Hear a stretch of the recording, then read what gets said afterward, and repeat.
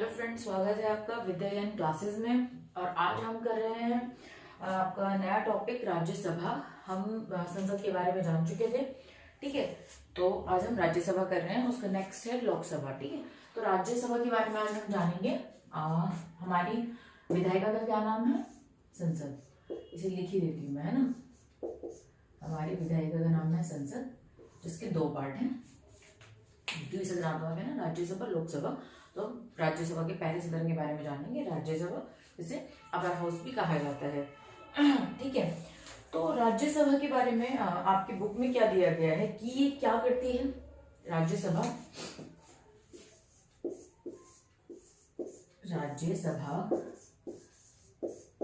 किस चीज को दर्शाती है? इसमें जो मेंबर होते हैं, जो हम इसमें बहुत सारे मेंबर हैं, ठीक है, जो मंत्री हैं, वो कौन है? वो राज्य के प्रतिनिधि हैं, ठीक है। वो राज्य के प्रतिनिधि को दर्शाते हैं। जो राज्यसभा है वो क्या करती है? वो राज्य के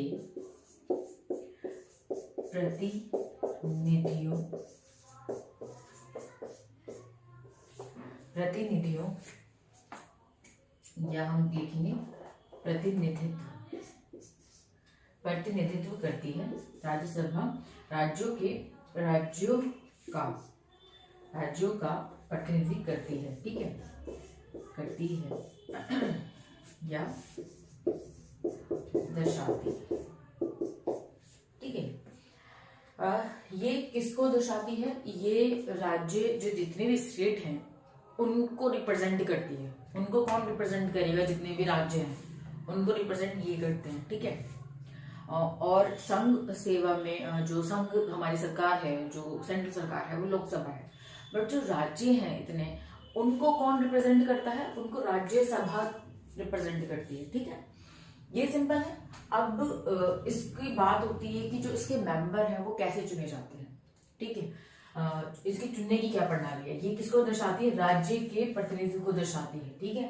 राज्यसभा जितने भी राज्य हैं उनके एक एक मेंबर या एक से ज्यादा मेंबर राज्यसभा में मौजूद होते हैं, ठीक है। वो अपने राज्य के विकास के बारे में, अपने राज्य के हर चीज के बारे में, समस्याओं के बारे में यहाँ पे चर्चा करते हैं, ठीक है। ये क्लियर हो गया? पहला पॉइंट राज्यसभा का यही है, फर्स्ट पॉइंट, ठीक है। सेकंड, चुनाव कैसे होता है राज्यसभा में जो मेंबर आते हैं? पहले तो जान लो प्रणाली क्या है। अप्रत्यक्ष तौर पे, अप्रत्यक्ष रूप से चुने जाते हैं मेंबर। अप्रत्यक्ष कैसे? कि डायरेक्ट वोट सिस्टम नहीं है, हम डायरेक्ट उनको नहीं चुनते। हम राज्यसभा में जो मेंबर है, हम डायरेक्ट उनको नहीं चुनते। हम किनको चुनते हैं? जो अप्रत्यक्ष है, जो राज्य में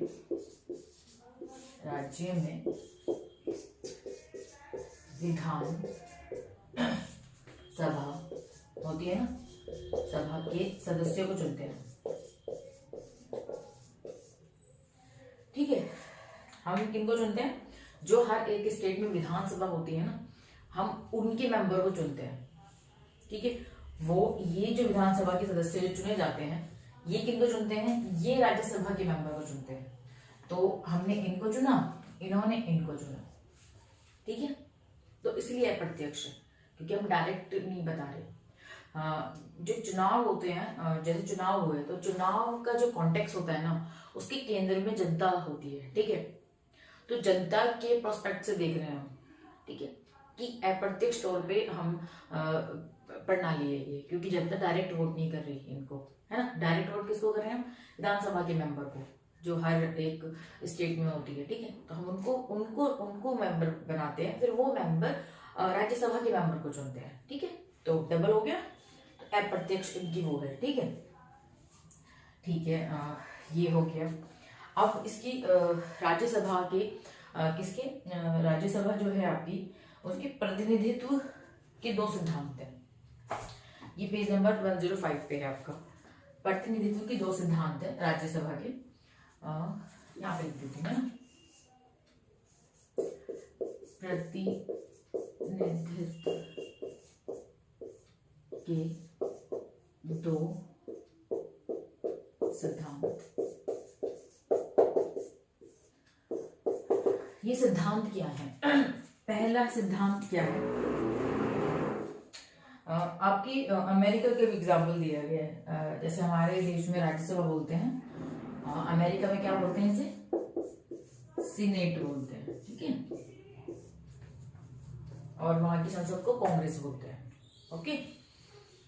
यूएसए की संसद को कांग्रेस बोलते हैं, हमारे विधायिका को संसद बोलते हैं, अमेरिका की विधायिका को कांग्रेस बोलते हैं, ठीक है। और राज्यसभा को क्या बोलते हैं? सीनेट बोलते हैं, ठीक है। एग्जाम्पल है आपकी बुक में, मैंने बता दिया 104। तो क्या है इसमें क्षेत्र, दो सिद्धांत हैं, ठीक है। कोई भी स्टेट छोटा बड़ा हो सकता है, आप देखते ही हो, है ना। सारे स्टेट एक समान तो नहीं है, छोटे बड़े हैं। तो असमान लिख देती हूँ मैं ताकि हम रिलेट कर पाए। असमान दो तरीके से, क्षेत्र से, क्षेत्र छोटा बड़ा हो सकता है, और जनसंख्या के आधार पर जनसंख्या कम ज्यादा हो सकती है, ठीक है।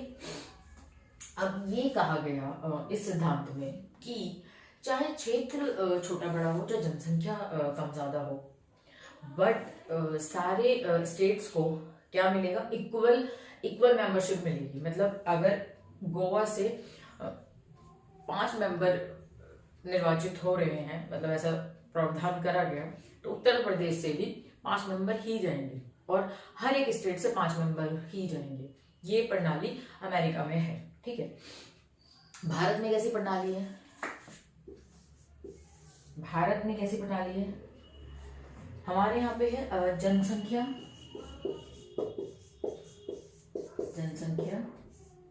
के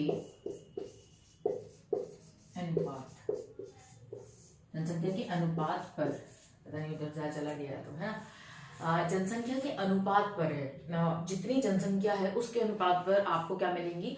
उस राज्य से आपको सीट मिलेंगी, उस राज्य से आप मेंबर बनेंगे उससे, ठीक है। तो हमारे में ये है, सही गलत पता नहीं, बट हमने ये प्रणाली अपनाई, ठीक है।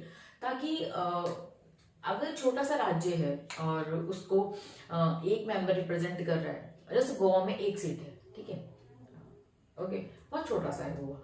यूपी में 31 सीटें हैं, सिक्किम में 4 हैं, ऐसे हर एक क्षेत्र में अलग अलग सीटें हैं। अब ओके, दिल्ली में 7 हैं, है ना। तो इस तरह से क्यों ऐसा हुआ? जनसंख्या के आधार पे, ताकि समूह, जो जनसंख्या का समूह है, उनको कोई रिप्रेजेंट कर सके, ठीक है। इस हिसाब से हमने ये प्रणाली अपनाई। ये प्रणाली नहीं है हमारे में, ठीक है। असमान प्रणाली, क्षेत्रीय कुछ भी हो, बट हम एक ही मेंबर चुनेंगे, जो भी हमने संविधान में लिख दिया है अपने। अगर 5 लिखे हैं तो 5, 1 लिखा तो 1, बट हमने जनसंख्या के अनुपात पे करा है, ठीक है।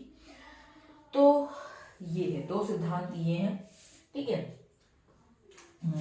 राज्यसभा के अंदर जो पॉइंट्स हैं वो सब समझाते जा रही हूँ आपको, आपकी बुक में जो मेंशन है, ठीक है। ये हमने कर लिया। राज्यसभा का प्रतिनिधित्व राज्यसभा करती है राज्यों का, और चुनाव अप्रत्यक्ष रूप से होते हैं। हम विधानसभा को चुनते हैं, जनता विधानसभा के सदस्यों को, और हम ये सदस्य राज्यसभा को चुनती है, ठीक है। राज्यसभा के मेंबर को चुनती है। प्रतिनिधि क्या है? प्रतिनिधित्व के 2 सिद्धांत हैं आपके, हमारे में सेकंड वाला सिद्धांत अपनाया गया है, ठीक है। सीनेट बोलते हैं, ओके। अब first, second, third, fourth point क्या है आपका? फोर्थ पॉइंट है कि जो आपकी फोर्थ अनुसूची है,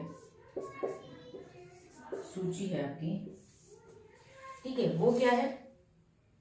जो फोर्थ अनुसूची है ना, उसमें बहुत सारी अनुसूचियां होती हैं, 8 अनुसूचियां हैं, 8 में अलग अलग चीजें दी गई है। जो फोर्थ नंबर की बात हो रही है, जो फोर्थ अनुसूची है, उसमें जो निर्वाचित लोग होंगे, जो जिनको चुना जाएगा, उनकी संख्या सीमित कर दी गई, उनकी संख्या बता दी गई कि इतने मेंबर इस स्टेट से आएंगे, इतने मेंबर इस स्टेट से आएंगे, ठीक है। ऐसे अभी तक कर दिया गया है। 1971 की जनसंख्या जनगणना के आधार पर ऐसा हुआ है। अभी तक ये चेंज नहीं हुआ, और अभी तक यही चल रहा है, यही प्रावधान चल रहा है, ठीक है।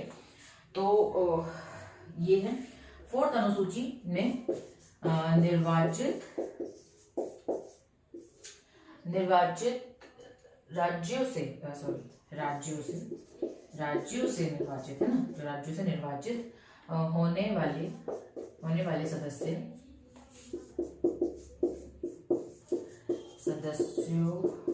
की संख्या तय कर दी गई। तो ये इंपॉर्टेंट है, किसके अकॉर्डिंग तय कर दी गई? 4th अनुसूची, संविधान की 4th अनुसूची में इसको हमने क्या कर दिया, संख्या तय कर दी गई। ठीक है, आपकी बुक में यूपी एग्जाम्पल है और सिक्किम का एग्जाम्पल है। 1 सीट मिली, सॉरी सिक्किम को मैं 4 बोल दिया था, 1 है, गोवा की भी 1 है, और उत्तर प्रदेश की 31 सीटें हैं। ठीक है, तो ये हमने इसमें तय कर दिया था। अब राज्यसभा की टाइमिंग की बात आ जाती है। 5th पॉइंट है राज्यसभा का समय सीमा 6 वर्ष का कार्यकाल है। 2 वर्ष बाद 2 वर्ष बाद क्या होता है, 1/3 सदस्य रिटायर हो जाते हैं। ठीक है, और उन 1/3 के लिए वोट होते हैं। ठीक है, ये समझ में आ गया। टोटल मेंबर में जितने भी हैं उसमें सिर्फ 1/3, 2 साल बाद 1/3 मेंबर हट जाते हैं, फिर 1/3 वाले आ जाते हैं, फिर दोबारा, मतलब पूरी संख्या कभी एक साथ बदलती नहीं है कि एक साथ भंग हो गई फिर दूसरी बार आ रही है, नहीं, 1/3 करके आते हैं। ठीक है, तो 1/3 सदस्य जाते हैं और 1/3 सदस्य के लिए वोट होते हैं। ठीक है, ये समझ में आ गया। इससे क्या पता लग रहा है कि एक जैसे लोकसभा है, लोकसभा 5 वर्ष के लिए होती है और 5 वर्ष के बाद वो भंग हो जाती है, फिर दोबारा वोट होते हैं, फिर दोबारा आती है। ठीक है, बट इसको ऐसा क्यों नहीं बनाया गया, इसको ऐसा क्यों नहीं करा गया? क्योंकि लोकसभा तो एक टाइम पे ऐसा हो रहा है, उसके साथ अगर इसको भी कर देंगे तो जो इम्पोर्टेंट काम है, जो कुछ ऐसे काम है जो देश के लिए जरूरी है, जो जनता के लिए जरूरी है, उनको कौन करेगा? इसीलिए कि ऐसे कुछ काम जो जब लोकसभा भंग हो चुकी है और वोट दोबारा चल रहे हैं, तब तक कौन काम करेगा? तब तक ये काम करेंगे, राज्यसभा काम करेगी। इंपॉर्टेंट कार्य जो होंगे वो कौन करेगा? राज्यसभा करेगी। इसलिए ये पूर्ण रूप से भंग नहीं होती, इसलिए इसको क्या बोलते हैं? राज्यसभा को स्थायी सदन भी कहते हैं। ठीक है, इसलिए राज्यसभा को क्या कहते हैं? स्थायी सदन भी कहते हैं। आगे समझ में? ठीक है, ये बात हो गई आपकी। और क्या है आपकी बुक में? लास्ट पॉइंट है आपका, ये सब कुछ हो गया। 6th पॉइंट यही था, इसलिए राज्यसभा को स्थायी सदन भी कहते हैं। एंड 7th पॉइंट है आपका। 7th पॉइंट है कि राज्यसभा में 12 सदस्य, याद रखने वाली चीज है ये, 12 सदस्य राष्ट्रपति मनोनीत करता है, मतलब राष्ट्रपति उनका नाम चयन करता है। ठीक है, 12 सदस्य होंगे राज्यसभा में। वो अलग अलग क्षेत्रों से होते हैं, खेल से, साहित्य से और किससे, चिकित्सा से, कला से, विज्ञान से, हर एक समाज सेवा से, अलग अलग कैटेगरी के लोग होंगे और इसमें। ठीक है, तो वो 12 सदस्य होते हैं। जैसे रेखा है, वो किससे हैं? फिल्म से हैं, और सचिन खेल से हैं, और मैरी कॉम खेल से हैं। तो इस तरह से, ठीक है, 12। ऐसा क्यों करा गया कि 12 सदस्य कौन राष्ट्रपति मनोनीत करेगा और अलग अलग क्षेत्र से होंगे वो? इसीलिए ताकि एक अलग दृष्टिकोण वाले लोग भी शामिल हो राज्यसभा में। हमें खेल की दुनिया के बारे में नहीं पता, वो कौन बता पाएगा? जो उसमें काम करता है, उसमें जो खेलता है ना, एक प्लेयर ही बता पाएगा। और छोटा चीज नहीं होती है, खेल की दुनिया बहुत बड़ी, अलग टाइप के खेल है, तो एक आइडिया मिल जाता है इस तरह से। तो इसीलिए अलग अलग विज्ञान के लोग होते हैं, समाज सेवा, तो इस तरह से। तो ये बहुत अच्छी चीज है, अच्छा दृष्टिकोण है, खुलापन है। ठीक है, तो 12 सदस्य कौन मनोनीत करता है? राज्यसभा में राष्ट्रपति, लोकसभा में 2 सदस्य। ठीक है, 2 सदस्य राष्ट्रपति द्वारा मनोनीत होते हैं, लोकसभा में करेंगे वो, तो राज्यसभा में ये। ठीक है, 12। तो यही दिया गया है आपकी बुक में राज्यसभा के बारे में। अच्छा सा बताया गया है, काफी डिटेल में, 7 पॉइंट निकल रहे हैं तो अच्छा बताया गया है। ठीक है, राज्यसभा थोड़ा छोटा, लोकसभा थोड़ा छोटा सा है आपका। लोकसभा और संसद क्या करती है, ये हम दोनों टॉपिक एक साथ एक वीडियो में करेंगे। आज के लिए इतना ही। Thank you, good bye. और विद्या से ज्ञान लेते रहें, ठीक है। तो थैंक यू, ओके।